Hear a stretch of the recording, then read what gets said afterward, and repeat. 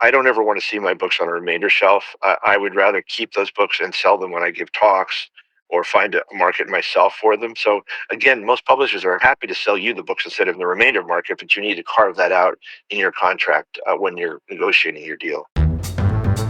You're listening to the B&H Photography Podcast. For 50 years, B&H has been the professional source for photography, video, audio, and more. For your favorite gear, news, and reviews, visit us at bnh.com or download the B&H app to your iPhone or Android device.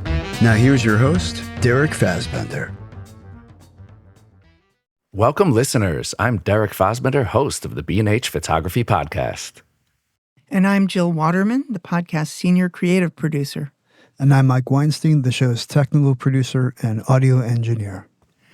Every photographer dreams of publishing their photographs in book form.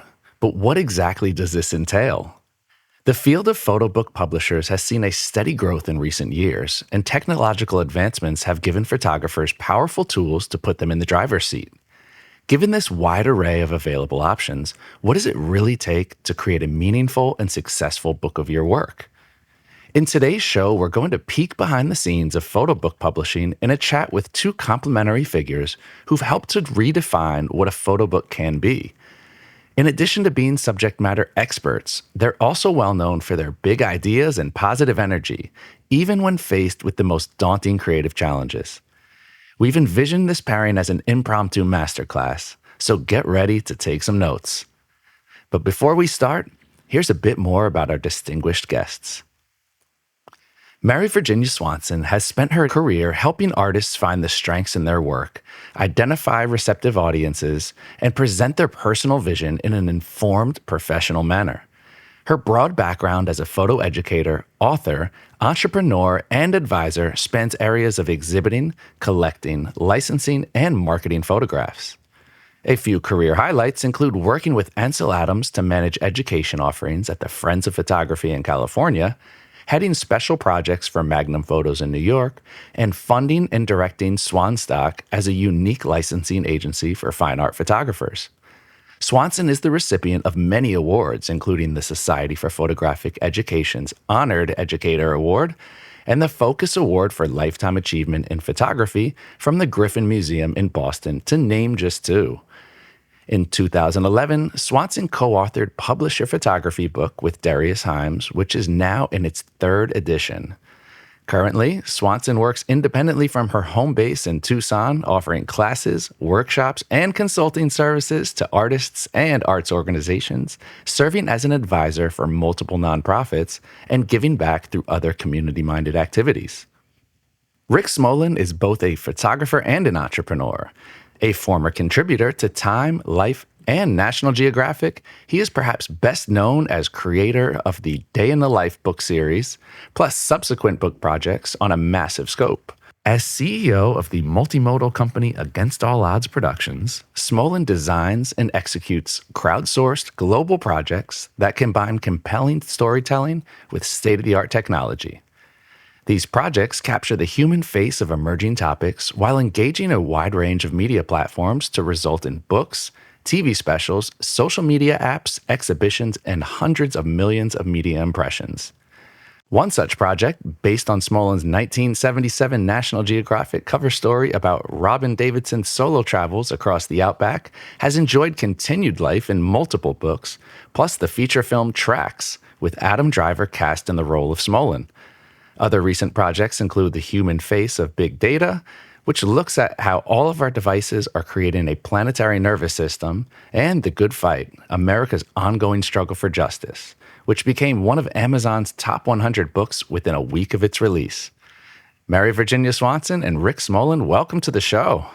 It's such an honor to be here with Rick. Ditto with Swanee. We're mutual fans of each other. I love it. That makes the pairing even better. And I think that this topic is one, as we said in the opening, that everybody has a stake in this. I think all photographers, this is the ultimate goal, and such a broad-reaching topic that most of us don't have a clue on. So we're equally as excited to have you both on. Now, Swanee, the research for Publish Your Photography book started in a 2003 column for the Photo Eye book list, which you wrote with your co-author, Darius Himes. So you've been actively following trends in photo book publishing for more than 20 years. You've been advising photographers about marketing their work for even longer than that.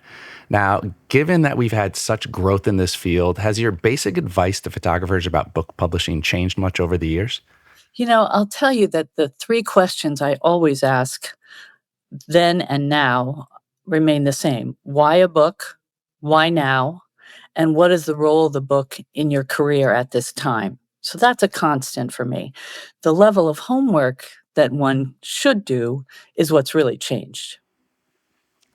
Interesting. So if I were to throw it out to you, why a book? Is there a right or a wrong, or let's say direction, as one answer might be a little too narrowed down, but is there a right or wrong reason or something that if you say, this is why I want to do a book, why you might advise somebody a book might not be the right route or the right route?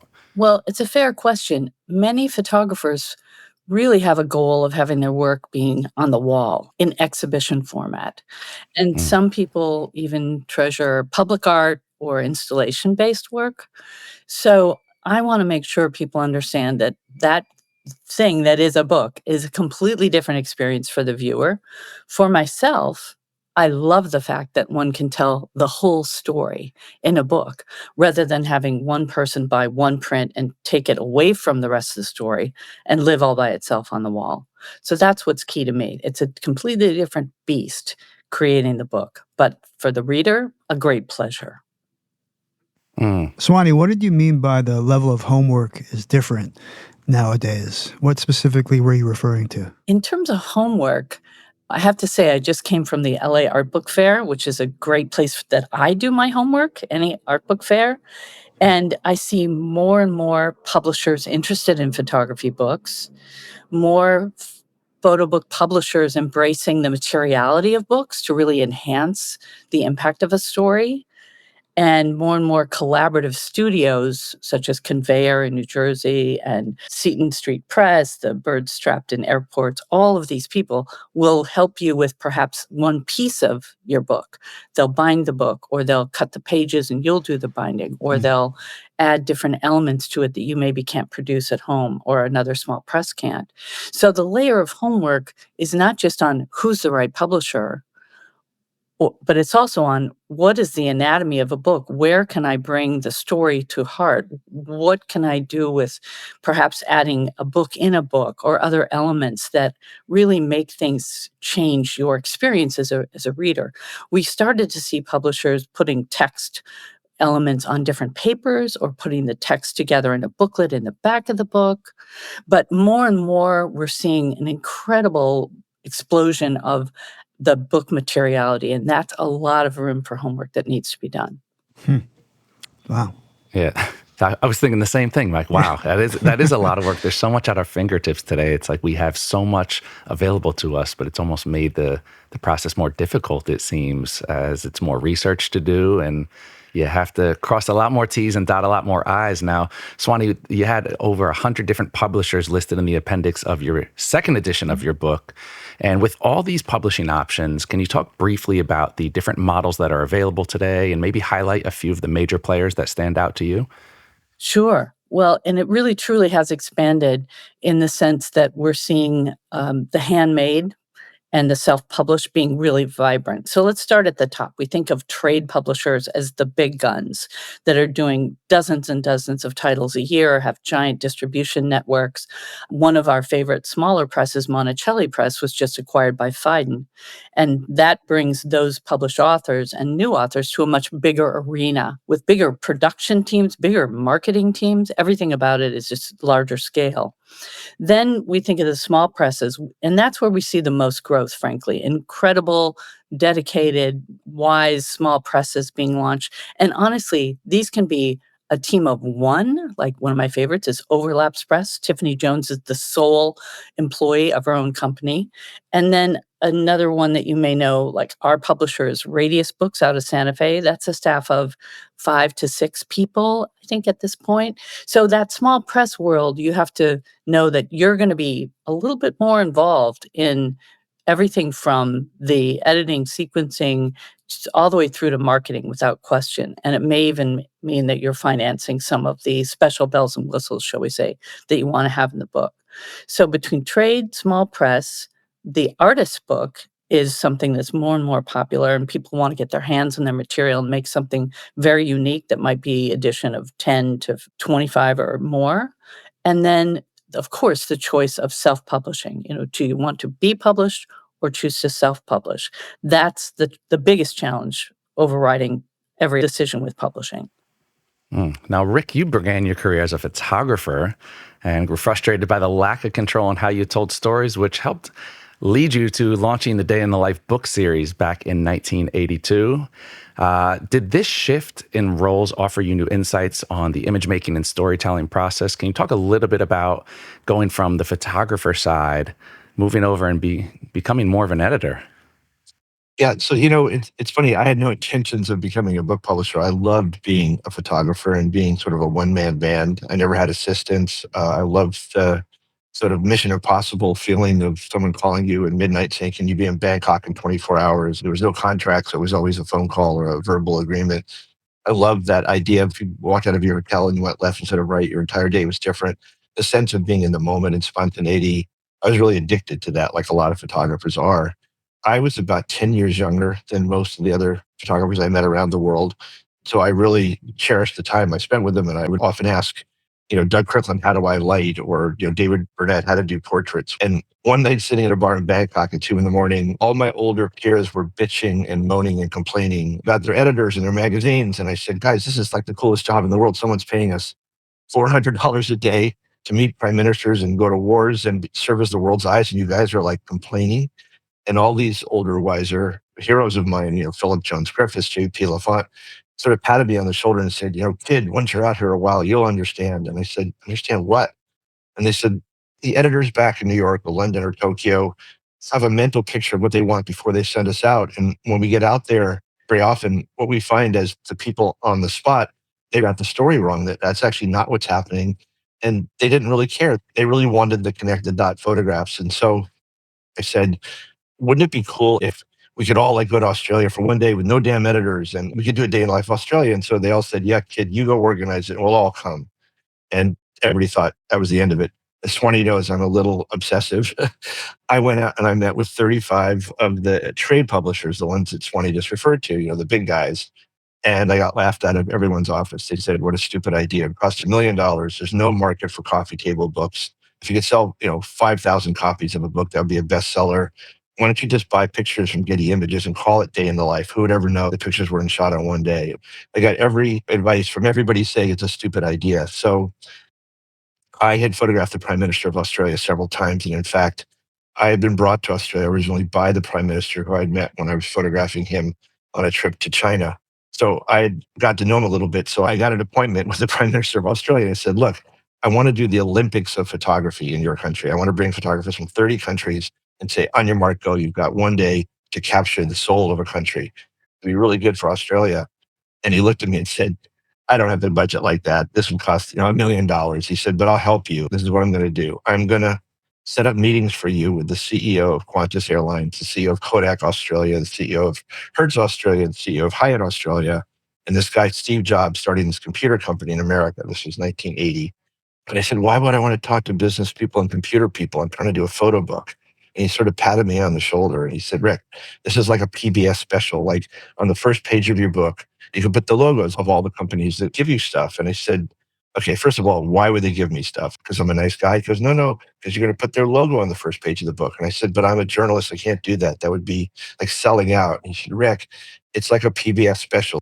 Put a little statement saying, this book was made possible through the generosity of the following corporations, and tell them you won't put any of their products in the book. Like one of the things you promise is you will not feature any of their technology or products in your book. And so I went out, I knocked on doors, I met with probably 40 companies.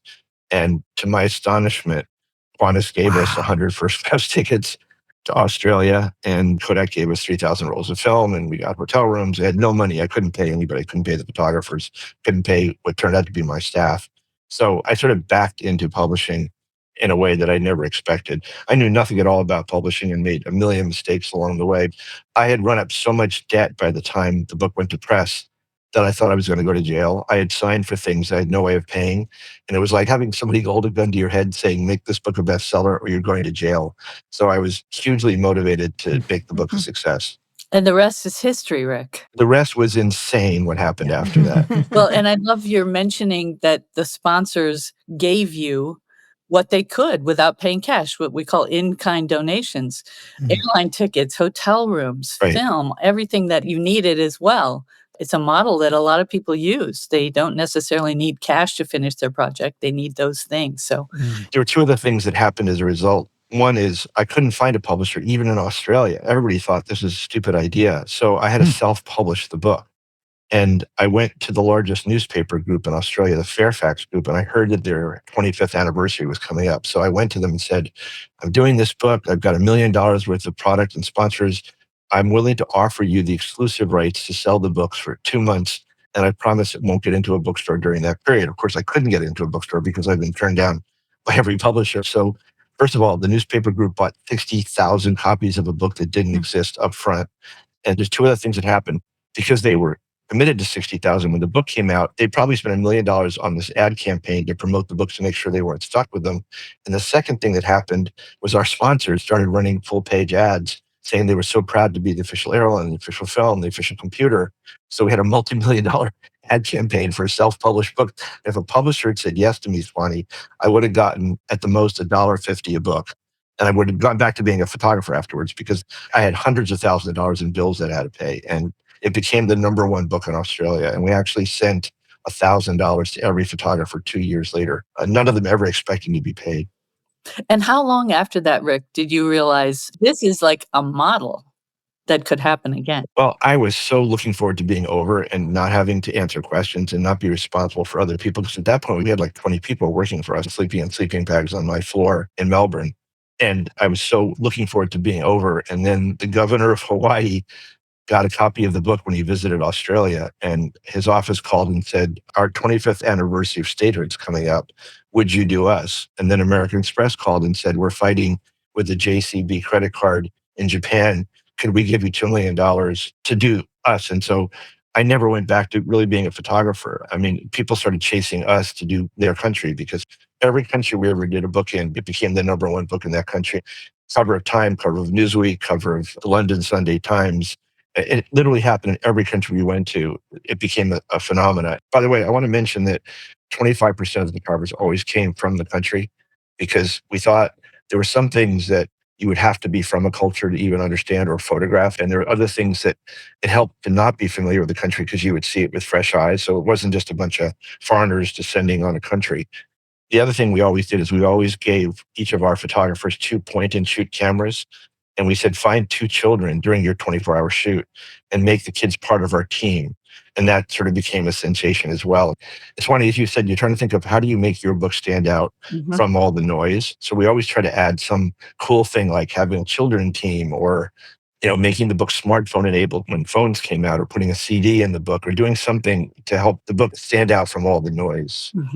But Rick, another thing that you did that is a model today for sponsored books is you offered the sponsors the opportunity to get special books that didn't have everybody else's logo. Like I remember Daniel from America listed all the logos if you bought the book in the bookstore. But when you got the Kodak version with Ray DeMoulins' letter, we're so proud to be a part of it, in the slipcase, that was a way that you actually were able to bring the unit cost down so that the public copies were more affordable.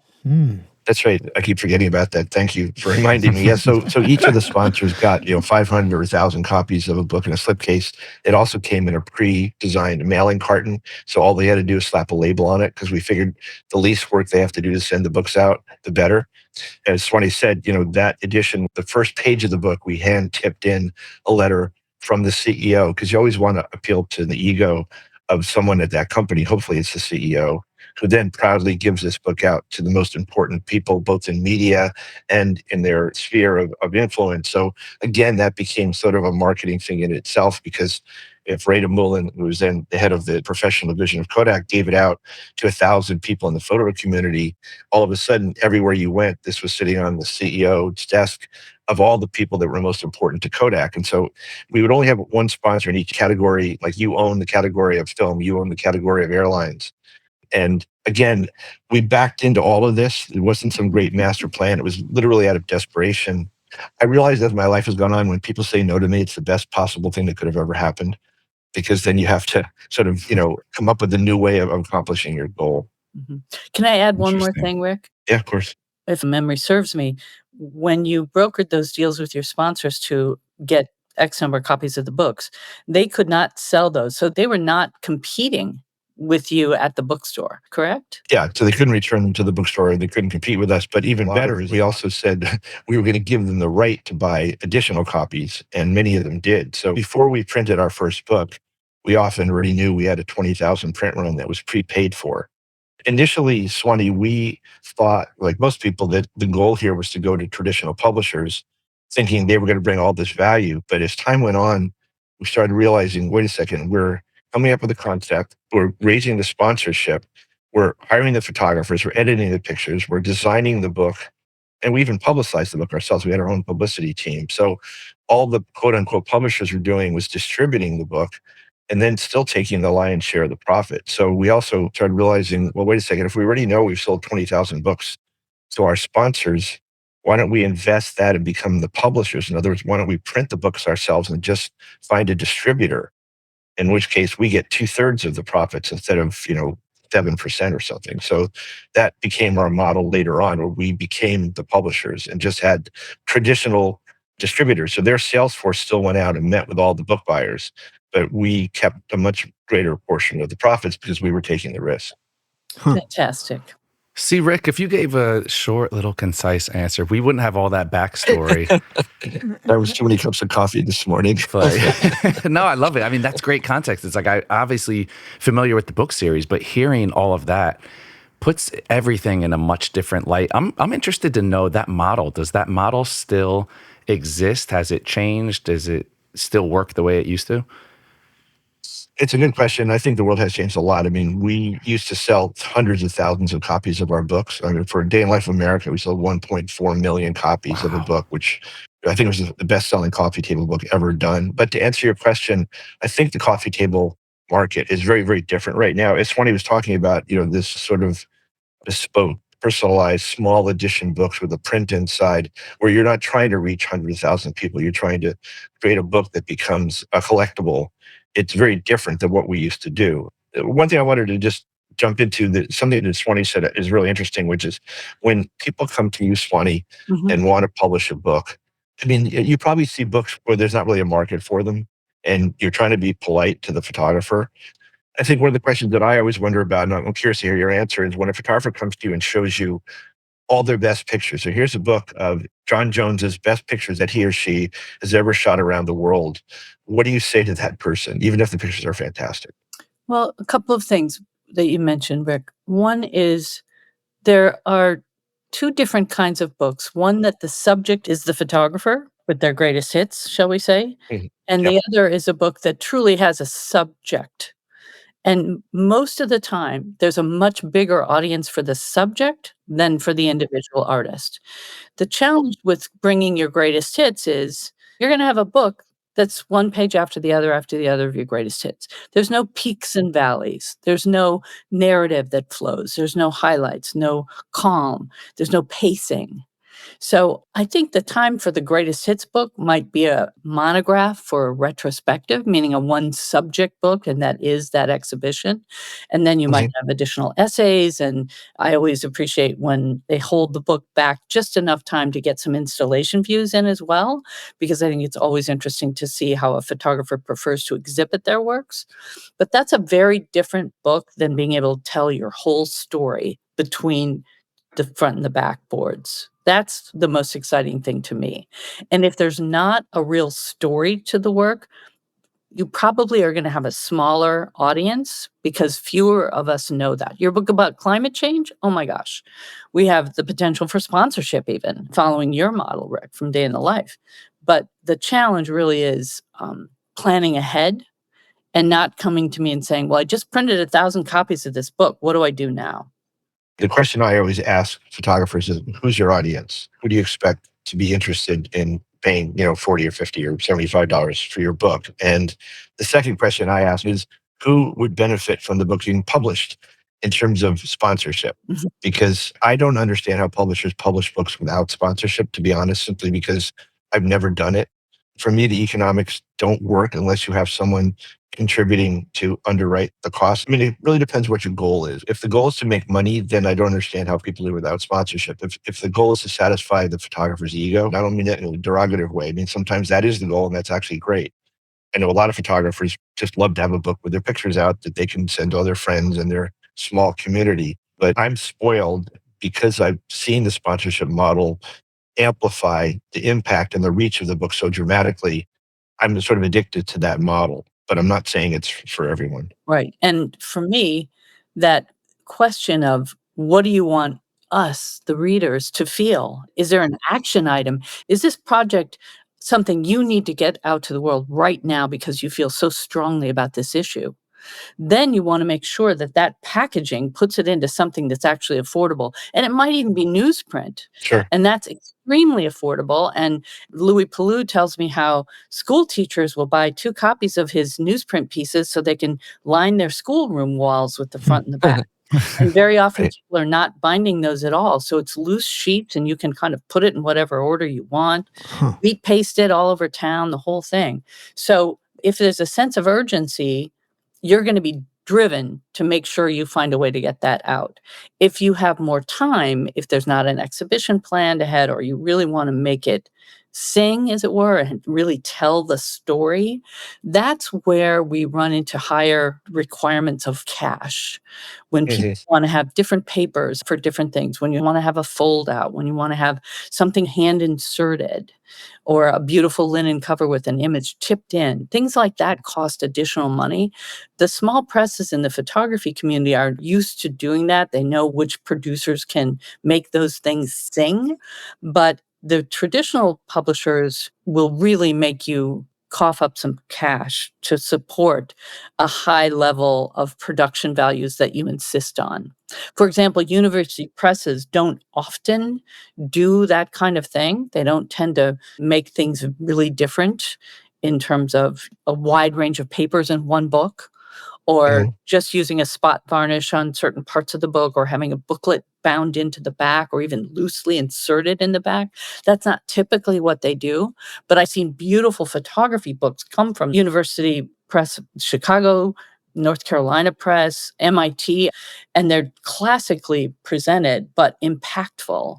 If you really want that tactile thing, it's the small presses that are going to be nimble and do it, but you'll have to expect to pay some money. Very few publishers will do things without requiring what's referred to as a subvention of the additional costs. Mm. I did want to throw one more thing out, which is that if you can afford it, no matter what the publisher tells you, you should either be on press yourself or have someone who's really a great printer on press. This is going to sound crazy, but when I've got somebody on press, and it's not me because I don't know the inside and outside of publishing, but I just find that when you're not there to talk to the printers, they actually can save money by actually not putting as much ink on the page, which sounds insane, but at least with large print runs, I find that if you have someone there who the printers respect, they get excited about the book and the book looks so much better. And whenever I've had a publisher say to me, trust me, and I've let them print the book without me there or have somebody representing me there, it's always been kind of a disappointment. Do you find that, Swanee? I do, and I'll tell you, one of the things I look at carefully are the contracts from the publisher. Are they requiring a set of match prints or 2?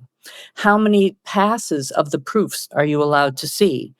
How strong is your voice in that early phase? I also look at is this publisher using the same printer over and over and over again? In other words, do they clearly have a relationship? Can you look at that line of books and really see that who they use for black and white is different, but they excel at black and white? The color books have a high level of production value as well. You really have to trust your publishing partner on that. If you can afford to be there, most printers will be very happy to have you there with the publisher. But I see some amazing things happening from the presses that are, shall we say, very up to speed with digital technology. And if your person that's producing your files for the book follow those profiles to a T that the printer gives the publisher, as well as, I'll add again, the set of printing proofs that you hand over, there shouldn't be a challenge. And I hear that again and again from printers, artists, and publishers that work with printers in China and in Singapore, that those seem to be the most state of the art, best trained printers in the business for digital. We've kind of turned that corner. It's not to say that there aren't amazing books being made where it's even sheet fed at home as self-publishers. But if you're going for the bigger ones and all, it would be amazing to be there. Just remember to add that to your marketing budget because you're paying. Mhm. Mm. A couple of other things I would throw out, which is that whenever I have a contract with traditional publishers, there's two things that one of my wonderful lawyers years ago recommended. One is to reserve the rights to sell books to sponsors. As you said before, Swanee, publishers tend to think every book you give away is one less book that they sell. I always argue the opposite. I always say every book that one of our sponsors gives away is going to drive sales of 10 copies because it's going to be in the hands of very powerful people. I actually carve out the right when I'm working with a publisher to sell books myself to sponsors. And usually if you explain it well enough to a publisher, they'll say, okay. The second thing that I always insist on is that when the book has finished its run, when it's been out there in the book world long enough, the book world is so odd. Publishers can sell books into bookstores. And if those books don't sell, the publishers have to take the books back and give the bookstores all their money back, which is an insane Oof. idea. So in other words, Phantom Menace, when that movie was announced, DK Publishing in England printed 6 million copies of a book about Star Wars, and I think they sold like 200 copies. I mean, the company actually went bankrupt. The only reason I'm pointing this out is that I put something in my contract saying that when my book is no longer selling and you still have 400 copies of it in your warehouse, I want the first right to buy those copies back at the remainder price, not the cost of printing, but at the 75 cents a copy. When you go to Barnes and Noble or one of these stores, they have that whole area of the store with really inexpensive but beautiful books. I don't ever want to see my books on a remainder shelf. I would rather keep those books and sell them when I give talks or find a market myself for them. So again, most publishers are happy to sell you the books instead of the remainder market, but you need to carve that out in your contract when you're negotiating your deal. I agree 100%. And I think that it's critical in that remaindering clause when they basically say if after X number of years there's more than certain percent still in inventory, then we have the right to take it to a remainder house. I want you all, the artists, to insert in there that you have first right of refusal Mhm. on any or all of those copies. I want it to be committed that they will wait 30 days for the decision and the delivery of the money. Like you could be photographing halfway around the world and not see that letter. It can't happen overnight. You need to Right. insert yourself, to Rick's point, right into that discussion, because those books that you buy at that cheapest amount, they're your best promotional tools forever. And to Yep. be able to Yep. have that opportunity. And I know no one likes this discussion because, of course, we want your books to stay in print. But the reality is, if there's inventory sitting, they will send them off to either be pulped or a remainder house, and you'll be able to buy them for $5.98 at Books A Million or something like that. I can't tell you how often I've been at one of those stores calling friends saying, listen, do you know that I'm about to buy? How many do you need me to buy right now for you? I know. Tighten it down as best you can so there's no question that they're going to be in your hands. Typically, what percentage of the retail price are those remainder fees? What would you be able to, as the author, buy them from the publisher for? I've heard of everything from like $2.72, down to cheaper, to Rick's point earlier. Yeah. Wow. You want the right to buy whatever they determine is the lowest price. It costs them money to warehouse these. and they just want to get them out of the way. As Swanee said, they may just throw them away. And to you, the photographer, they're like gold because it's an incredible calling card. I mean, one of the other things I wanted to say was my father-in-law, Elliot Irwitt, always said that his books in his mind were simply marketing for his print sales. He didn't really care about making money from the books because for him, he would give his books to a collector and then the collector would pay, $10,000, $12,000 for a print. So Mm. for him, it was just a fantastic catalog of his work. Well, something that's important for photographers to recognize that there's some great publishers dedicated to photo books all over the world now. But if they don't have strong distribution in America, we may never see them. Right. Part of the purpose for you in having a book of your work is to spread the word about your work in your home country. If it is America, you want to be sure that you're distributed really effectively in America, or we won't see it. Yeah. One of the things that would be fun to talk about, Swanee, is what do you think of publishers like Powerhouse that actually charge the photographer for the rights to have their books published? The reality is that most publishers today need some form of subvention. Here's where I get unhappy on behalf of the photographers. I hear all the time about people getting a publishing offer from a publisher that already has a price tag attached to it. We love your work. We'll do a book for you. It will be X thousands of dollars. And I'm sure you know that publishing is expensive and you could do a Kickstarter and blah, blah, blah. It's like, hold everything. How do you know what the price will be and how much you need for subvention when we haven't even talked about the trim size? We haven't talked about the number of pages. We haven't talked about the type of printing. We haven't talked about where it's going to be printed. We have no sense yet of the expense, but you've put a price tag on it. That to me says, A, this is not going to be a collaborative process. And B, it's a formula that they're offering to everyone. And if you look at the books, they might all look the same coming out of that publisher. It's vanity press. It's Yeah. basically charging you to publish your book, and they make the money from you and say you have to buy 5,000 copies of your own book, which is, that's not really publishing. That's vanity press. It's so common, though, and I caution all of you from that, because if you're in a situation where you've done your homework, you've looked at the work of the publishers, you've maybe have a short list. This is not unlike shopping for what you hope to be a gallery one day in your life. You're looking carefully at the company you would keep and the edition sizes and whatnot. So with books, if you're looking carefully in that same way, do you fit their line? Do most of the artists that they're publishing have a similar audience within art book audiences? Do you love the way that they produce it? Are the reproduction qualities consistent throughout their whole line? If that's the case and you're working with someone like that, you're absolutely going to be in a collaborative situation where you're discussing all these things. If it's a formula that they offer you, it's not going to be that kind of experience. And you may not have something that I like to refer to that either wasn't the book that you envisioned or it wasn't the book that you really wanted to invest in. Your point is a really good one, which is that, it's sort of that old Groucho Marx club. Is any club that would want me, I wouldn't want to join. I mean, you want to make sure that they're not coming to you because they're going to make money off of you. They're coming to you because they respect your work. And I was not meaning to disparage Powerhouse Books or even Aperture. I believe both of them now have the model where they need you to do a Kickstarter campaign or some way to help offset their costs. Because as I said before, I can understand why they need some help offsetting the cost, because if they're not using sponsorship, there's a huge amount of risk nowadays on the part of the publisher that they're going to get stuck with copies of that book afterwards. So it's normal for them to worry about their bottom line too. Yeah. Right. I'll share with you that I keep an eye on all the Kickstarters that are happening. And of course, I get all those emails from photographers wanting us to buy into the pre-sale. More and more often, they're saying now that they have a deal with a certain publisher. They know what the costs are going to be, and this is what they need to raise. I respect that a lot because I know that they've done their homework and they're that far along. My favorite that I use in my classes actually was a Kickstarter campaign from Eugene Richards for his book, In This Brief Life.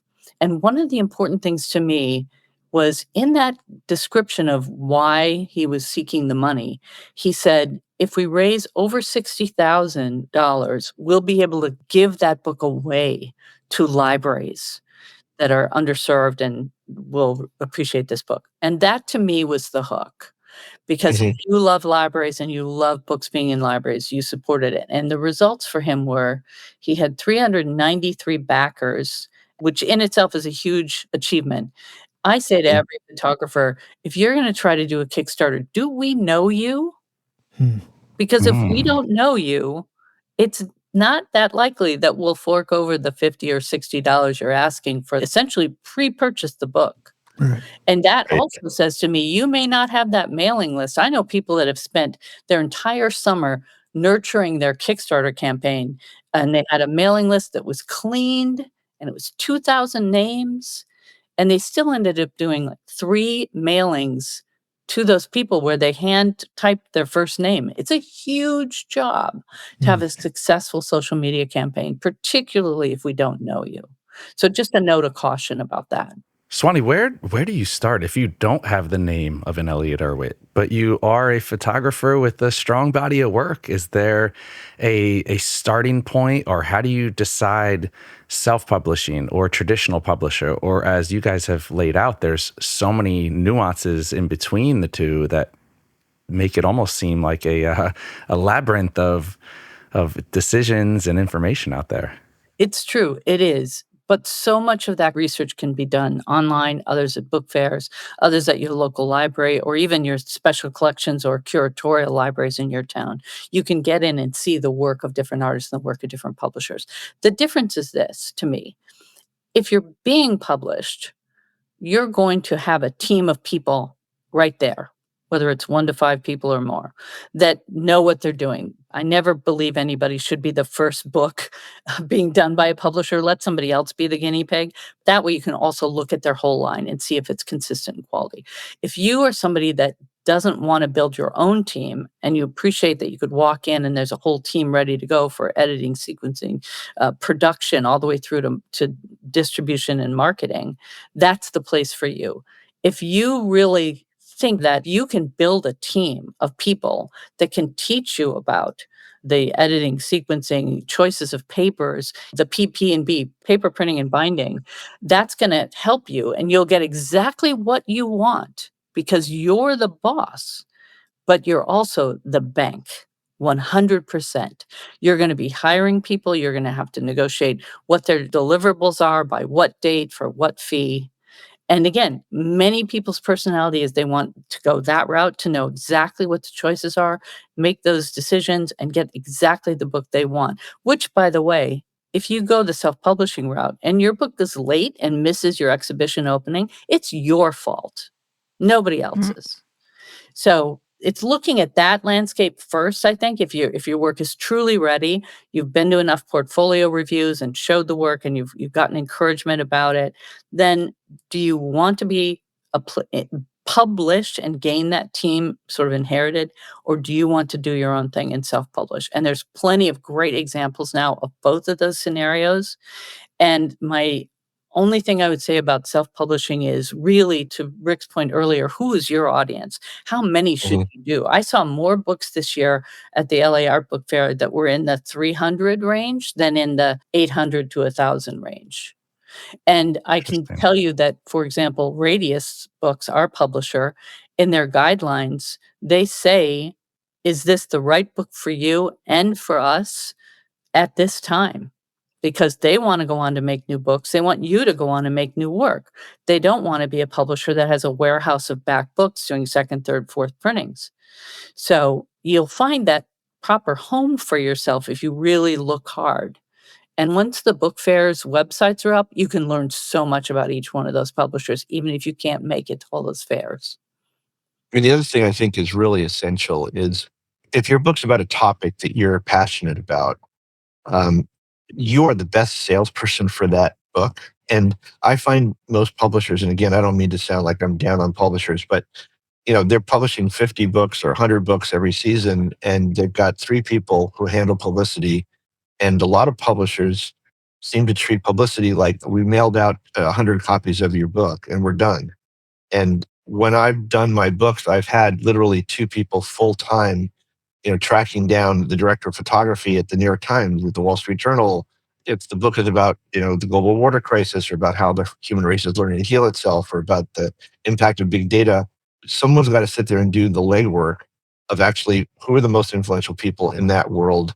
How do I reach out to them? How do I send a personal letter saying, I've read the story you did last week about, Larry Fink, and therefore I thought you might be interested in this book. But to think that a publisher is going to have the same expertise as you in the subject that your book is about is, I think, naive. And so no matter what a publisher tells you, even if they have a good, strong PR department, they will welcome you being another member of that team, or they would even more welcome you hiring a PR firm or a PR person. Hmm. Do you find that, Swanee, with the books that you've helped on and published yourself? I find, to your point, having your own publicist, no matter how big the company is, it may be that a Fiden and a Tash and their teams are really locked in and they know how to move books. But most of the small presses can only do so much. Their scale of staff and the numbers of books they can successfully publish each year is much smaller. So seeking a really effective publicist, of which there aren't that many, we don't have a lot of people that are involved in being publicists for photography books because frankly, there's not that much of a pie to slice, if you know what I mean. But I do find that it's a really impactful and very important thing. Another thing is if those experts that are the top of their game in the subject area that you're involved in, if they're also contributing to your book and you're Oh, willing to yeah. have their name on the cover, they bring their whole audience with them Right. everywhere they go. Mm, They'll invite right. you to be speaking at conferences about that subject, that crisis in our world right now, if that's the case it is. But all of those partnerships factor in and can really help you to have your book be seen. Also, there's infinite podcasts now. I was mentioning magazines and newspapers and TV shows, which are incredibly important because they reach a large audience, but there's also a podcast about every conceivable subject, and they're looking for guests and looking for content. So again, you, the author, are going to spend much more time and focus reaching out to every little and big podcast than your publisher ever will. So as you said, Swanee, even if your publisher does it really well, you can add a whole other layer of marketing on top of it, which only helps everybody. It's true. And I would add that we're kind of at a changing time in how we see our imagery in the media. And the publicists that knew every book reviewer at every magazine today, they've also got to have in their toolkit all of the podcasts and all of the new ways of having the book be discussed. So just make sure when you're interviewing publicists that you have someone that's actually been successful of getting their people on the important podcasts as well. It may be that your contributors have a history of being on certain podcasts and they'll bring you along. So let me do something strange for a second. I'm going to describe a photograph taken by Sarah Lean, who used to be the director of photography at National Geographic. This will all connect back to what we're talking about, but I just want to give you an example about podcasts related to this. So when we did the Day Life of America, at the end of every photographer's assignment, they all came back to one place. We were in Denver, and we interviewed every photographer on tape and asked them about their day. So I was in the bar, as usual. I'm not a big drinker, but that's the place photographers hang out. And Sarah came down to the bar, and I said, "Oh, did you just finish your interview?" She said, "Yeah." I said, "Did anything interesting happen on your assignment?" And she said, "Well, you sent me to East Los Angeles, a really bad part of town."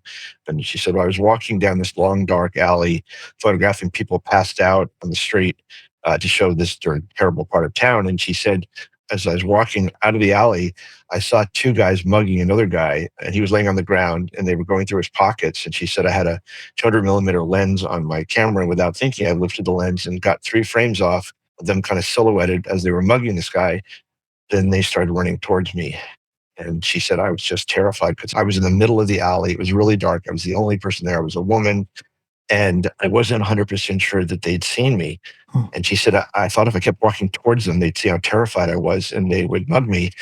So I turned my back to them and I started shuffling like I was another wino or junkie in the alley. I put my camera under my coat and I heard them coming up behind me, and I braced myself to get hit over the head, and they ran right by me out the alley. They'd never seen me. Guys, I have goosebumps on my arm right now telling you the story. So I said to Sarah, when you were being interviewed, you told that story, right? And she said, oh, no, I just said I saw a street mugging. I said, Sarah, the whole caption, like, oh my God, like, I can't believe you left that out. Okay, so you guys are hearing me tell the story right now. So a lot of people said, well, why would I want to talk about a photo book on a podcast? I should go on like a YouTube video or something. How could you sell a photo book on a podcast? Well, didn't I just want to make you all look at that photograph? My point is that don't dismiss podcasts thinking, well, it's a photo book, so that really doesn't work in terms of publicity. It works great. If you're a good storyteller, if your pictures are evocative, people will hear you tell that story and they will create your book in their mind. So definitely go after podcasts. That's my point. A more specific point is always hire Rick Smolan to accompany you on all media junkets whatsoever and just let him rip because he's a tour de force. And that's a perfect opportunity to take a short break on this podcast. So all of our listeners, stand up, stretch, shake it out. If you're already standing, have a seat. I'm going to get a new notepad because the one I'm taking notes in is full. And when we return, we're going to continue this wonderful discussion with Mary Virginia Swanson and Rick Smolan about the wide world of book publishing. So stay tuned. We hope you're enjoying this edition of the B&H Photography Podcast. The best way to support the show is by subscribing on Apple Podcasts, Spotify, or wherever you get your podcasts. For links to gear and more information on today's guests, check out the show notes on your podcast app or visit our homepage on the B&H Explorer website and join our B&H Photography Podcast Facebook group. And now, back to the show. And we are back with Mary Virginia Swanson and Rick Smolan. Now, before the break, we focused on the broad strokes of publishing a photo book and some details about your respective careers. Let's shift gears and talk about funding a project and some innovative approaches to photo book publishing. Now, during the break, we were kind of chatting and we had some interesting things come up. So, Rick, I want to tee it off to you because I know you did have a question for Swanee that you wanted to kick off this second half with. One of the things, Swanee, I wanted to ask you is when you have photographers coming to you asking for advice about how to pitch a book to a trade publisher, do you recommend that they mock the book up or they do like a blurb version of the book themselves? I've asked you the question because I've had the experience even trying to explain to a publisher why I think this would be a topic that would be of interest. I just find when you can actually mock it up in some way of showing the potential, it actually makes an enormous difference, even though you think the publishers should be the ones who would understand. You know, it's a great question. And I think for myself, I encourage photographers to use those tools, MagCloud, Blurb, whatever is nimble for them at their fingertips, while they're considering making the work into a book. It's the best place to get the images out of the computer. You can even go down to your local office supply store and have them block cut the binding off, and you've got the images printed, and you can begin to sequence effectively. The challenge with the mock-up being in a very fixed form like that is that the publisher really is only seeing your view of what the book could be. So I first and foremost say to people, look at the guidelines on the publisher's website. What do they want to see? If I see that they want just a PDF of the images, you can choose to put it in a sequence or not, or you can give them a range of the content that you would be comfortable with them using. If I see that somebody wants loose JPEGs, I know they definitely want to make their own sequence and just see what it feels like, see what's there. If they ask for a full mock-up, I worry that it's so fixed that they're not seeing the possible range of their own interpretation coming into play. I'll give you an example. When people go to portfolio review events and sit with a revered publisher like David Chicky at Radius Books, and I can kind of see out of the corner of my eye, I watch where the publishers are in the room and what people are presenting. When somebody puts a fixed book, whether it's Blurb or MagCloud or whatever, down in front of them, it's a very distinct discussion about what they're looking at, completely based on what they're looking at. When someone comes and says they're interested in a book and puts down a box of 8x10 prints, what happens? What happens to any of us when we have a box of prints handed to us? We immediately roll up our shirt sleeves, open the box, clear the table, and begin to start to lay things out. From that comes turning over images that don't fit or beginning a sequence. You get so much more into the material than this kind of block of here's a fixed bound book. And oh, by the way, because the template allowed me, I put a picture in every space that I could. That's not necessarily the best way to do it. Number one, follow the guidelines. If they have a system that they want, that's really the way to go. And others will have a few other things they might ask you about. Some of the art book publishers might ask you to reveal if there are exhibitions planned, if they have other opportunities or other funding sources, like, did you just win the Guggenheim? Do we know that you have the money to do this right now?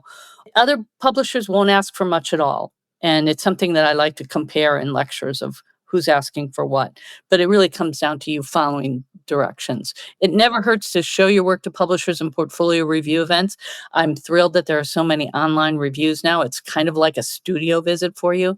And if you use it wisely, that's great. I would even say to you, if you know you want to have your work looked at with a book in mind, bring a set of really small prints so we can put 50 or more out on the table and really see what you're talking about that you think is ready. Any of us that are reviewers will be very happy to do that, either in person on the table, or if in Lightroom, you pull up Lightroom during your review and you might say to me, this is my A edit, but these Bs, I'm just not quite sure if they fit. Could we talk about that? Well, that's a perfect thing to talk about.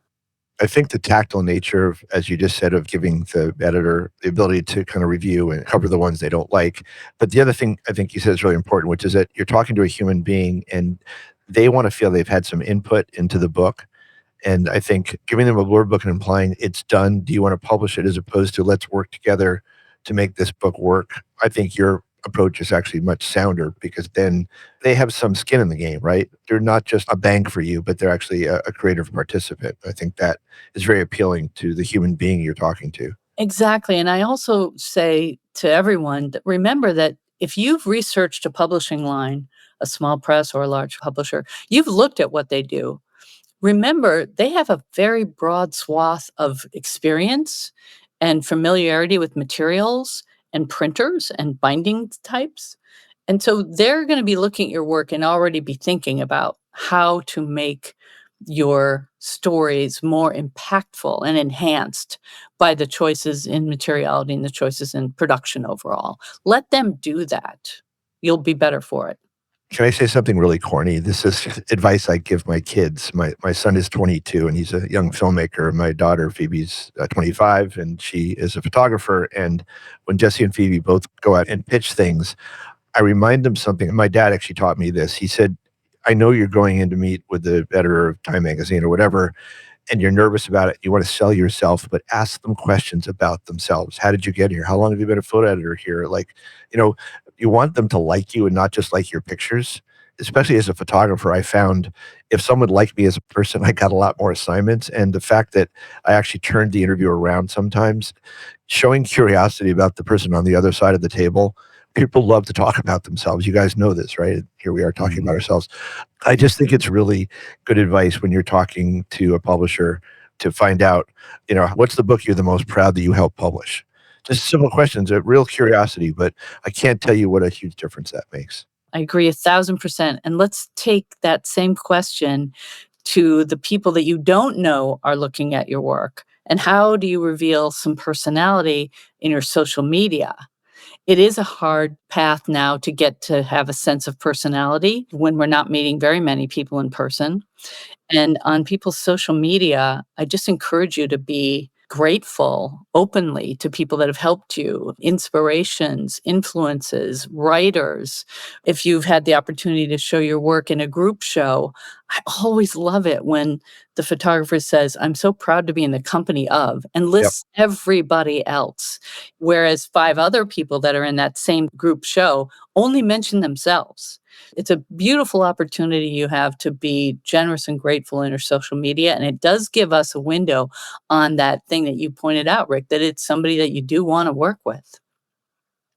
Just jumping back for 1 second, when you're negotiating your deal with a publisher, I hate it when publishers make money off of the photographer. I mean, it's one thing to say, do a Kickstarter campaign and we need that money, but I hate it when a photographer tells me, oh, the publisher is making me pay, 45% of the list price for my book. And I think that's just utter bullshit. You're the creator. You're the person who took the pictures. The publisher's publishing your book. If you want to buy 500 copies to give your friends and family, I'm happy to pay the cost of printing plus 20% to cover their overhead. but it just drives me nuts when a photographer is told you need to pay the same that the bookstores are paying, the wholesale price of the book. Again, for your audience, the way this normally works, and Swanee, correct me if I have the math wrong because I haven't worked through a publisher for quite a while, but Amazon or Barnes & Noble will basically buy your book at 50% of the retail cost. So if the book costs $40 in the bookstore, they're going to pay the publisher $20, but they're probably paying, $4.95 to print the book, right? And so I just really object to publishers charging photographers to buy copies of their own work when that publisher is making money off of you. That's not why you're working with a publisher. You're working with a publisher to sell your book to third parties. It just irritates me so much when photographers tell me that they're being charged the same for their own books that the bookstores are paying. That just makes no sense to me. I know the publisher will argue, no, if you give a book away, then we're not going to sell it to your friends. Anyway, I have smoke coming out of my ears about this because to me, it's almost immoral for them to profit off of you. You've already done the work. You spent the years taking those pictures. You shouldn't be a profit center for the publisher. So here's a question I had when you were talking about publishers in the first half and you're negotiating with a publisher and going over details about things. As a prospective author with a publisher who might be interested in publishing your work, would you suggest that the prospective author contact other authors that have done books with that publisher to ask about their experience? That's a wonderful question. And you know what? I hadn't thought about that, but you're right. Some people want to keep everything close to the vest, but I find most people in the photo community incredibly supportive of each other. But the other thing I was going to say is I have actually worked through a literary agent. And you probably say to yourself, well, why would you want to give 10 or 15 or 12% to another party? And the reason is they can be the tough negotiator for you. I have a wonderful literary agent, Carol Mann, that I've worked with in New York City for many years. And what I love about Carol is she won't let you come to a meeting with a publisher unless the decision makers are in the room. There is nothing worse than selling your heart out and doing a great job of a pitch, and then the person saying, oh, that's great, I'm going to tell my boss. It's like, why wasn't your boss in this meeting? Because again, you're asking that middle person to sell your pitch to the decision maker. So Carol is just fantastic. She will not let the publishers waste your time, and she can say how great you are. If you say you're great, people think you're an ego trip. If your agent says you're great, the agent has a trusted relationship with the publishers. So especially for a first-time author, a literary agent is really indispensable. It's absolutely true. It's the challenge of the slice of the pie in the end. And most of the literary agents I know really can't take a project on unless it is that broader subject, to your Yes, point. right. It's really hard for all the small pieces with the small press world to be able to do that. But there are agents I know that have even had a great subject to work with and even helped put exhibitions of that work together to, of course, keep the books in print and keep them selling. Every city a show goes to, it's like it's a new book again, and there's new write-ups and more book signings and things like that. But that's the world of a book that's not about you, but about a subject. Yes, right, I agree. Can we dive a little bit more into this slice of the pie idea? I've heard before in speaking with mentors of mine that, hey, with sequencing, hire someone to sequence, someone who that's what they do. That makes, that makes for a better book. So just taking that one task right there and expanding it in this idea of slicing the pie up. How much do you slice the pie up? Where is it, is it something that, okay, the juice is worth the squeeze. I'm going to bring somebody in who's going to take a cut, but they're going to make a better product. Or I'm going to bring somebody in who's going to take a cut, but they're going to expand the reach. Can we talk a little bit about these various areas where we can slice the pie up, and where is it worth to do so, and where is it maybe not worth it? I think we've got an army of incredibly talented editors out there as the magazines have tightened their reins or sold to different entities and all. There are so many great editors. And I think for some people who really are at a point where they just can't look at their work anymore, or they've got so many thousands of images they have to cut to, I would say that's a great time to consider a freelance person. On the other hand, many of the small presses have incredibly talented designers who are well experienced at doing some of that. So it's a real personal choice. Rick, what do you think about that? I think one of the biggest challenges for photographers is that imagine that the photograph is a window, and we all stop at the window and see the photograph. The photographer looks at it and falls through the window into the memory of what was happening when they shot the picture and all the context around it. It's really hard as the person who takes the picture to look at that picture independently and imagine how other people see it. So I think editors are incredibly useful. I also want to just throw out a thought, which is, since most photo books don't make that much money, I really love having a partner, and the partner could be the editor. It could be the person who helps you raise sponsorship. After I did the first day in the life book, David Cohen, who was and still is one of my best friends, he helped us with the first book, but then I asked him to join me and we became equal partners in all the books going forward. I wanted someone who is as scared to death as I was every night of how to pull this stuff off. It's really nice to have someone else to bounce ideas off of. As Swanee was saying, that could be just having a great editor, or you can bring a partner in, somebody who was the writer for your book and you're the photographer. Again, if the goal here isn't just sort of, to cling to as much money as possible, I think having a partner, you can expand what makes the book successful by having somebody that you're doing the book in partnership. And as I said, it could be your designer, or it could be just bringing in a co-writer, or it could be anybody that has that same pride of authorship. They always say that every author can sell about 1,000 books, no matter what the book's about. So if you have a partner, maybe you could sell 2,000 copies as opposed to 1,000. Speaking of those different collaborators and stuff, Rick, who were the principal people involved in the first Australia book? Was it just you? Did you just take up the mantle yourself? I had the concept originally, and then I brought in a partner, a wonderful guy named Andy Park, who is American living in Australia. And then we started expanding that. And then, in fact, David Cohen came down at one point and helped us because we were kind of out of control. I found a lot of people in the movie industry were actually the perfect people to help us with our books, because our projects were a little bit like movie productions. Because it was like passing the torch. We had a team of researchers coming up with the assignments. We had a team of people raising money. And then the photographers came in, and then the photographers passed the torch to the photo editors, and the editors passed it to the designer. So it was really like a movie production. And there's a woman named Patty Richards who came in later in the project, the most amazing publicity person. She was the one that got us on the cover of Time and the cover of Newsweek and the cover of Fortune. She was just unstoppable and just the hardest working person I think I've ever met in the publicity world. Definitely a team effort. I just want to encourage everybody that's listening to realize that, making a small book of your images in MagCloud, whether it's, 16 pages or 32 pages, it's going to give you a chance to start to think about these things. And those could be great small booklets that you start to give away or mail to people, just that the work is in progress. These are some of the images that you'd want to share at this point, and you'll keep them posted. I see that again and again being a kind of beginning foundation of starting to think about the work and helping you understand what's missing in the storytelling, what you've got to capture, and just as a way to begin to have a dialogue. And you bring those to different portfolio reviews or again, as I said, maybe mail to people.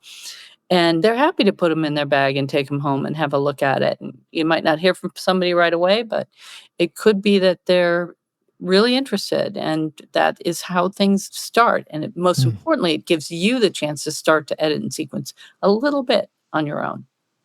I mean, so many of the questions are not only what pictures to put in the book, but what's the order, what's the juxtaposition, which pictures being combined tell your story even better than just those pictures separately.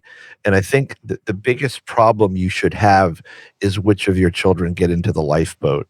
Right. In other words, you should have so many pictures that it's painful of which ones you leave out. It's a good problem to have. Right? Yeah. Yeah, that's the problem you want. You want that agony of having to leave pictures out. And you want a deadline because if you don't have a deadline, you'll never stop. I mean, deadlines feel awful, but it actually, what's that old joke about nothing like focuses a man's attention like a hanging the next day or something? I mean, you need to stop at some point. And so knowing that as of a certain date, if you don't turn it in, your book's not going to come out on time, it's going to miss all the publicity. All these things really help focus you on getting the job done. Yeah, I want to expand on that issue of deadlines a bit, Rick, because something I find that photographers don't realize is that when you have your contract signed and memorialized and you get your production schedule, there are many different markers that are absolutely tied to a calendar. And part of it is the publisher's probably buying paper in bulk. They're certainly scheduling time at the printing press together. They may even be buying shared space on shipping containers to get the books to different countries. And if you miss a deadline, you will see in the contracts that they have the right to stop the relationship right then. And that's because it's often tied to so many other people that it really causes a price increase for people when they don't get to buy the paper at bulk, or it changes the price of the shipping container because you're using less of it. It's a bigger machine than you realize, and they're really serious about those deadlines. There's a whole ripple effect. You're right. It's not just you. Yeah. Another thing I'd like to share is that I see contracts today where the publishers say in the contract that once we're signed and ready to go, the publisher wants to see all the work from the project. Now, if it was 20,000 images, they're probably not going to ask for that. But the point is, you need to have everything ready that you chose to edit out, because many great book editors in-house at the publishers want to see everything. It may be that your final edit you submitted is it, but they may feel there's something that adds that you maybe didn't realize. So have everything at your fingertips at all times when you're ready to go to a publisher, because one of them might ask to see more. Oh, two things actually while you're talking about this, which is the decision on the cover is incredibly important, because you want an image, whether it runs tiny on Amazon, you got a fraction of a millisecond to grab someone's attention in a bookstore. It may not be your favorite picture, but it's definitely in collaboration with the publishers who have a very good idea of what will work as a cover. And it's not your favorite photograph. Sometimes it's the one that reads the most quickly. If it's a complicated, noisy cover, it may not actually help you sell the book. And the second thing I wanted to say is, and this is something I learned later on, is that if you can get well-known people who are influential, who have a following, to write a little blurb for the back of the book, if you can show them the PDF before the book goes to print. We got Sting to write a blurb for Elliot. We got Ryan Reynolds and Blake Lively.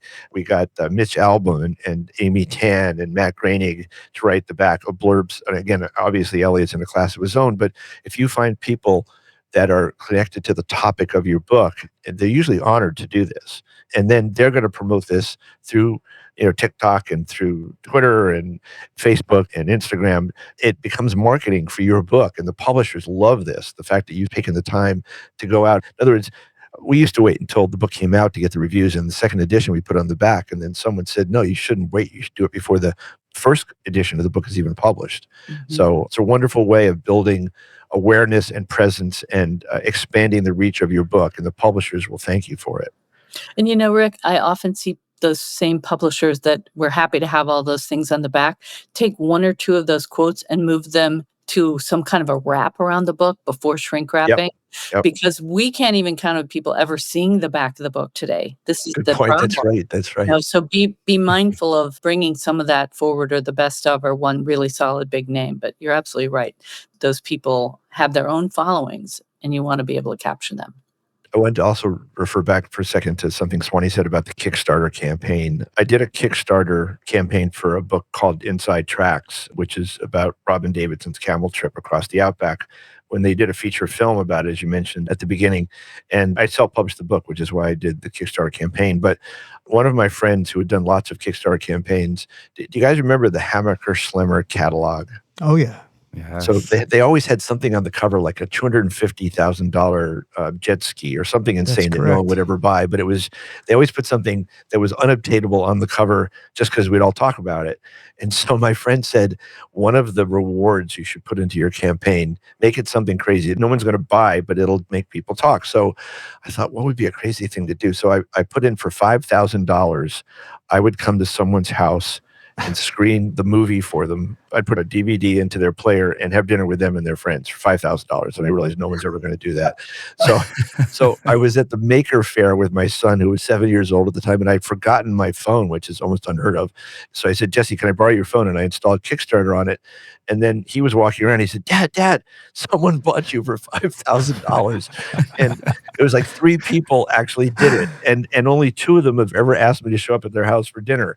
So my recommendation, though, is like, but something totally insane when you do your Kickstarter campaign. Just again, because the motto here is make yourself stand out from all the noise. There's so many things. We're overwhelmed with all the notifications and the emails and the texts that are coming in all day and like the onslaught that we all get. So everyone's looking for something where you go, oh my God, I can't believe that. That's so crazy. Did you like Adam Driver portrayal? I had no idea who he was. And then I got to meet him and spend time with him. And they actually invited me and Robin to come on the set in Australia and watch him making the movie. You can imagine this is like, I've died and gone to heaven and I'm watching one of the most famous actors in the world playing me. Right. And it was funny because he had said, I've never held a camera before. I use my iPhone. I have no idea how to hold a DSLR.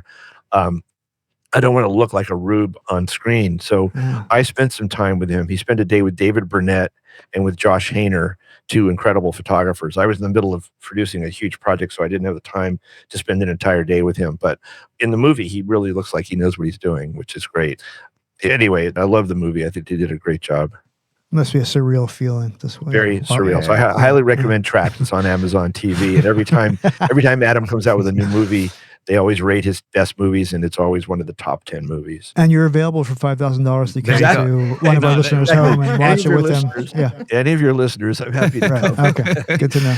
Yeah, new goal unlocked. Why are we talking about photo books? I want to go. Really? I want to charge people $5,000 to have dinner with me. Yeah, I'll bring the Chinese food. There we go. It's a date. As we start to wind this down, we've talked about everything that goes into the process of making a photo book and all the decisions. I'm interested to know from each of you if there's an example that you guys can think of, a recent book that is visually successful or someone that really hit it out of the park or did everything right or really grabbed your attention. Oh my gosh. That's hard. Again, which of your children, right? Or if there's a couple you want to throw out. Yeah.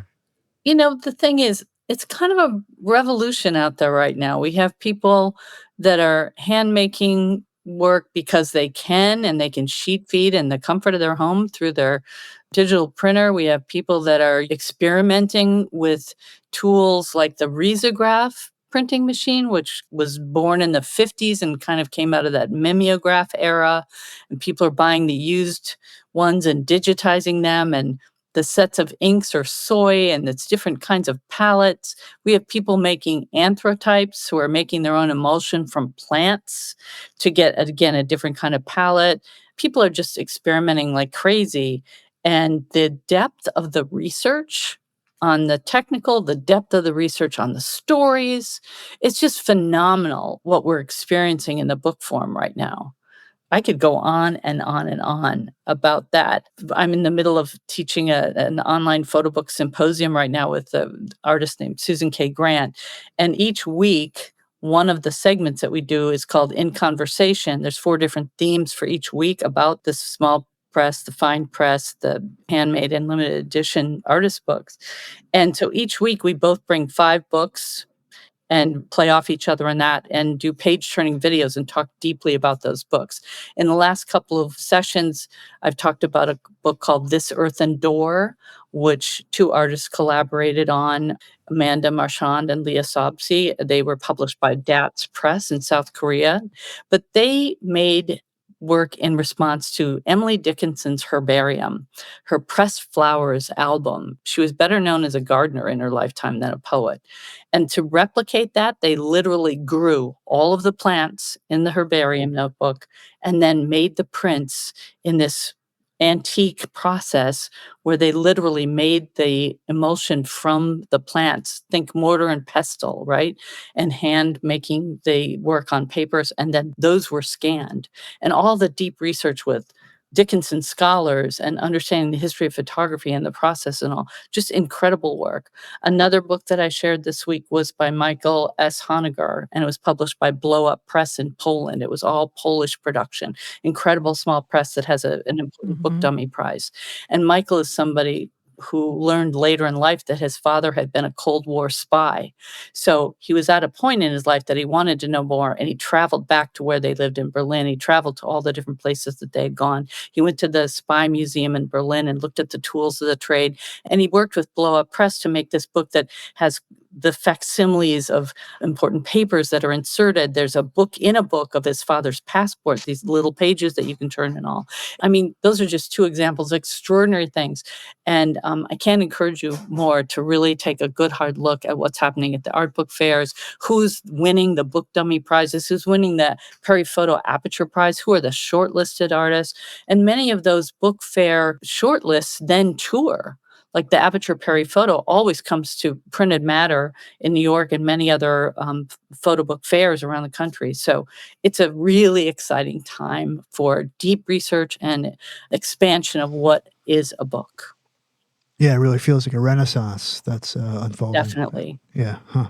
Yeah, so much out there. And I think that kind of leans into the technology. And is there anything out there that you guys have seen that just really blows your mind as far as uses of technology and how you've seen it incorporated into the making of a book or what we've done with the digital era?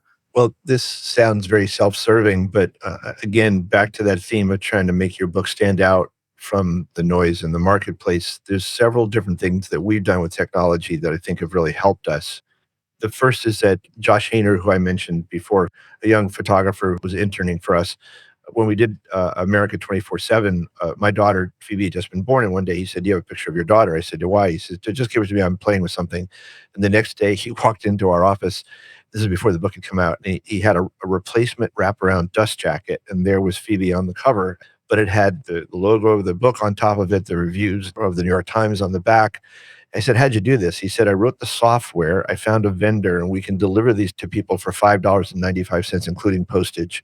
And then Oprah Winfrey heard about it, and 80,000 people uploaded their own photographs. And here it was, the #1 New York Times bestselling book, but it was your mother on the cover, your parents on the cover, your parents' wedding, your house, your dog. And it was just insane. And so it was the first mass customized New York Times bestselling book ever done. And Josh, I think, was 22 years old at the time. He went on to win the Pulitzer Prize working for the New York Times as a photographer. And something we've been doing more recently is the last 3 books that we've done have all been smartphone enabled. In other words, you could point your phone at a photograph in the book, and it plays a YouTube video, a commercial, a documentary. So the most recent book that we did was called The Good Fight, America's Ongoing Struggle for Justice.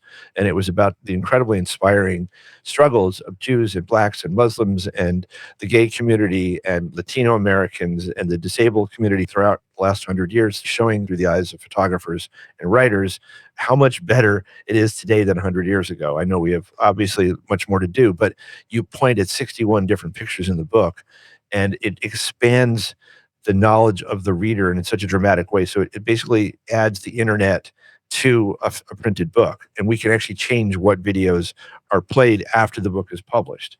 You asked me which books are out there right now that I think are inspiring for people. I know there's a huge amount of controversy in the photo community about AI photography and how good it's getting and how disturbing it is to photographers like many of the people listening who make their living as photographers. But there's a photographer named Philip Toledano who lives in Brooklyn. Philip has been doing things where he's creating alternate histories of America, things that never happened in the 40s. And the pictures are just stunning. And there's a whole book of his out right now.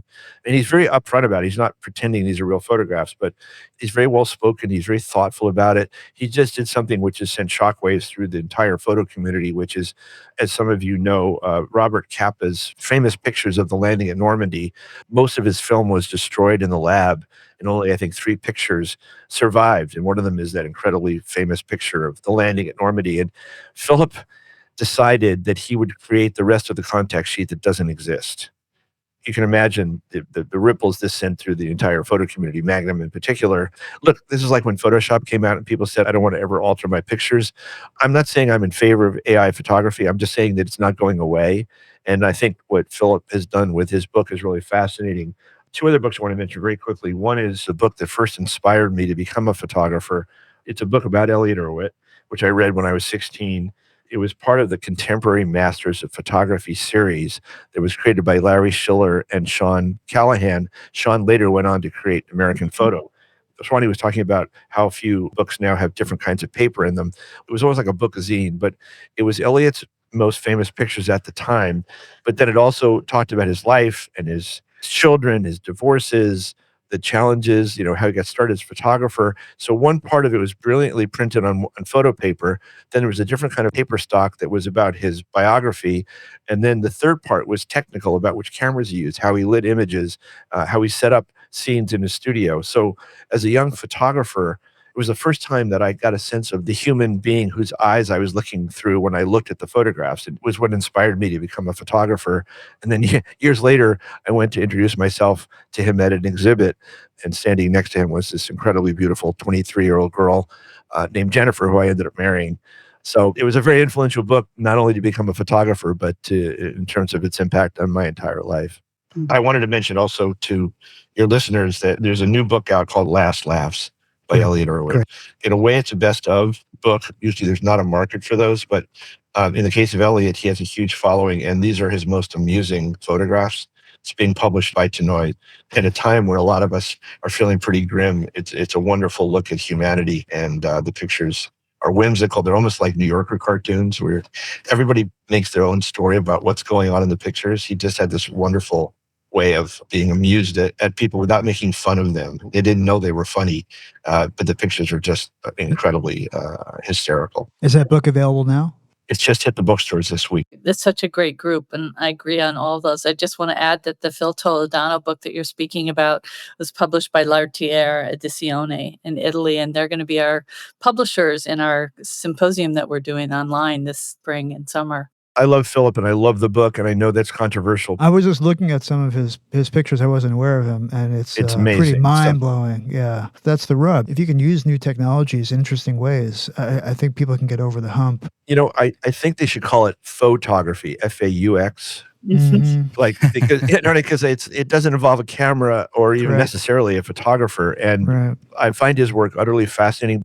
I highly recommend that your listeners look up videos by Philip Toledano, because he's an artist who uses AI as his tool, and he's really an artist. He does all these really interesting other things in the world of art. He's very erudite, very well spoken, and it's worth listening to, because look, we can all stick our heads under a rock and hope that AI photography is going away, but it isn't. So I think you just have to embrace it and then figure out, how do you play a role in it? You got to dive into it, because ignoring it is not going to make it go away. True that. Well said. You guys obviously just incredible positive energy, and you're so forthcoming with this information. We thank you for that. I say it, half joking and half and probably 200% serious, that I have really, really, really learned more just from sitting here and listening to you both than I have in all of my extensive research that just usually finds me confused and back at the starting line. But just riding this wave of optimism, you guys have talked about so many important things as far as the logistics. But one of the dynamics that I really didn't expect and was surprising to me is how much of its personality and just genuine, getting along with somebody and somebody liking you and relating to somebody, which we see it across the board in business and in life in general. But I think we've always, at least I have this idea of a book was about either who you are or what you were taking photos of. And I think this whole idea of that it can be about the person and about how you relate, that was new for me. And that was super interesting. So kind of riding that idea, how do you advise people to get other people excited about your work? Obviously, we're excited about our own work. But, we talked also about saturation to a certain extent of there's so many different options out there. There's so many ways to make a book. There's so many people making books. Everybody's a photographer now. Everybody's pitching somebody on something, 500,000 Kickstarters. How do you not just stand out, but how do you get people excited about your project? I think you have to be yourself. And if you're genuine in your discussion about what you're passionate about, it totally comes through. And I'm kind of old school. I would say also have a card with an image on it to hand people. Definitely. Always have something with you that has an image of what you're speaking about and where they go to find more, whether it's your website and if you have an Instagram there, but definitely you'll all need a website where people can go and look and learn more about you and about your project. Yeah, I mean, Swanee said this before. I know we live in a digital age, but I'm not going to look at 200 pictures on an iPad it doesn't work for me. I like the physicality. I like being able to touch them. And even if, as Tony said, if you make them 4x5 or 5x7, so that the person you're showing them to can kind of feel like they're participating in it, that makes a huge difference. I want to say one last thing. When I've referred to sponsorship many times during our conversation, if you get in front of the CEO of a company and you're asking them to finance your project, don't ask for too little. I'm just saying that if you're walking to someone's office and you say, I need $10,000 for a book, and they're the CEO of a big company, they're going to say to their assistant, why did you let the person in my office? I always say, ask for more than you think you need. They may say no, but they're not going to forget the meeting because you're audacious. And when you tell them, look, I need $250,000 and we're going to do a book, we're going to do a podcast, we're going to do exhibits, they're going to go to 5 cities. You're going to get 1,000 copies of the book that you can give it out to all the people. I'm just throwing this stuff out, but I'm just finding that people sometimes are timid and think, I just need $3,000 so I can do this book. It's like, okay, but then don't get to the most important person in the industry that your book relates to, because you're wasting their time. And it also shows that you value your project and your work. Right. They read right through it if you don't value it. If they say yes right away, you ask for too little. Great advice, right? And also, on all your advice about sponsorship, something I've always taken away from you and share with people is know the founding dates of the companies that you're interested in. That's right. It just might be that 5 years from then is their major anniversary, and you got a lot of time to plan. And they're looking for some way to celebrate that. You're absolutely right. And then, so, do your homework. If you're going to sit in front of a company, come in and refer to some, I heard you just came out with that new product. Or if you're meeting with a publisher, just say, the reason I'm meeting with you is I saw these 2 books that you published last year, and I really admire what you do with books. That's why I want to work with you. Don't just walk in there, again, talking about yourself. Do your homework before you're sitting with the people, because they want to know that you have actually spent the time to do your homework, as Swanee just said. It's respectful. Yeah. Sounds like a job interview. And by the way, Swanee, we should take this on the road. Oh, yeah. There you go. Vegas, here we come. It's been a great opportunity to talk about my favorite subject, photo books. Thank you. Likewise. And now dinner with you guys just went up to 25,000. All right. You guys missed your chance. You missed your chance at the 5,000. Now the price went up. That's so no, great conversation. A lot of information. And speaking of projects, what do you guys have in the works? As I've mentioned a couple times, in the middle of this really exciting symposium called The Art of Photographic Bookmaking, and it's all online. Our producers are La Luz Workshops out of Minneapolis, and I do all my big online classes with them. The system they have, the production behind the scenes, the way questions are presented, everything is perfect. Everyone gets the tapes for 3 additional months and resources, and we're really helping people understand the importance of that paper printing and binding decision, and understanding the world of the small press, the fine press, the handmade, as well as the self-published, how to find the audience, what the networking is to that new audience to you and all. It's been thrilling to be a part of it. And you can join anytime up until the tapes go off air September 7th. So I hope we might be able to add the link. Yes. And where can we find out more about that, Swanee? It's www.laluzworkshops.com, and you'll see an incredible artist-made book by Maureen Cummins of glass plates with images that begin the link to find our class among her other great offerings. Absolutely amazing, yeah. Looking at it. Wonderful. And Rick, what do we have going on? Where can we find out more? Well, something I discovered about myself was I never studied photography. I did the yearbook in high school and in college, and I was really shy. So the camera was a great way to talk to girls, and that sort of got me started as a photographer. So every time I got a job, I would go from, oh my God, Time Magazine's giving me this assignment, to, oh shit, they're going to find out I'm a total imposter. I have no idea what I'm doing. And so it was this roller coaster ride of like adrenaline to then total like dread and terror. And as a freelancer, as Swanee knows, if the moment you screw up, then you make your editor look bad and you never get hired again by that magazine. So every assignment could be your last. My reason of saying this is I have realized throughout my life that I'm an adrenaline junkie. I'm much better when I'm in over my head and terrified.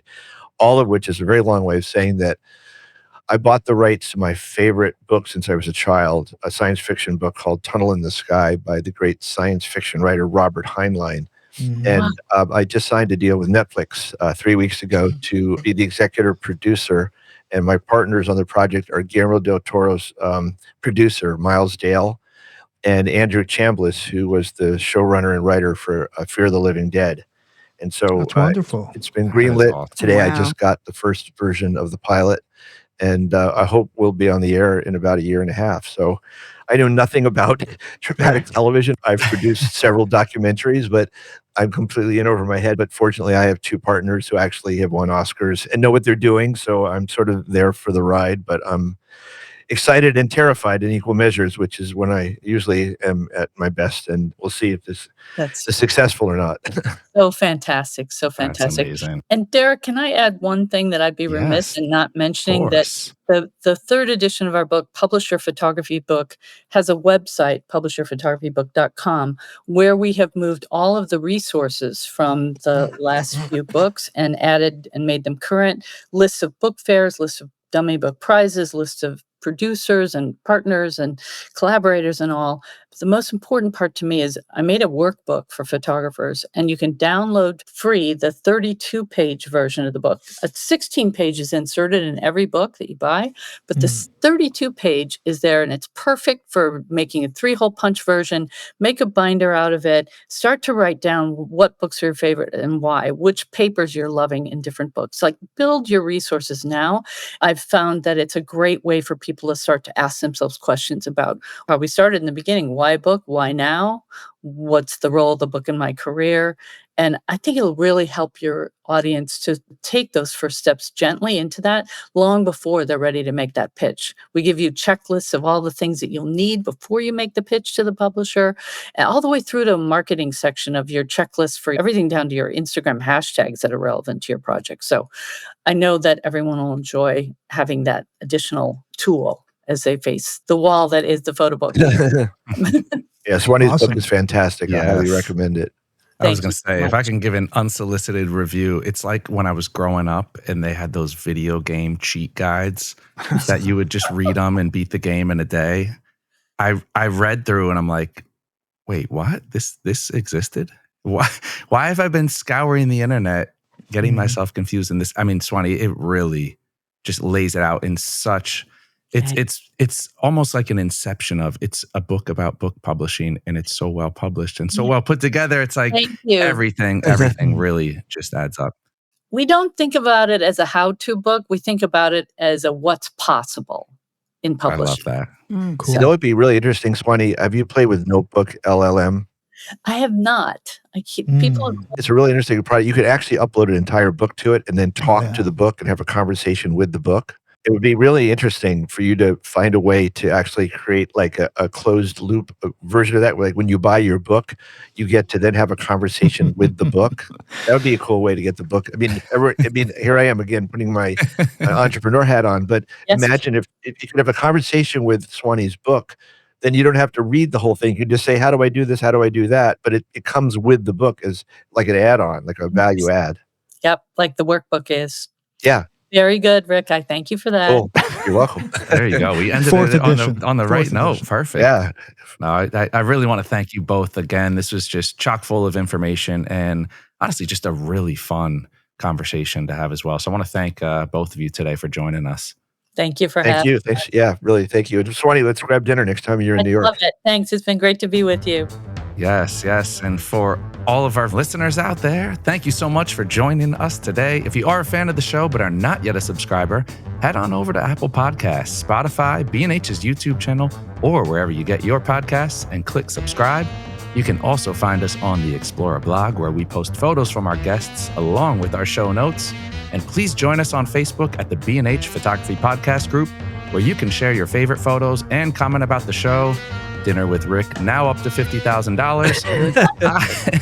I am your host, Derek Fosbender. Jill Waterman is our creative producer. Episodes are recorded, mixed, and edited by technical producer Mike Weinstein, and our executive producer is Richard Stevens. On behalf of us all, thank you so much for tuning in today.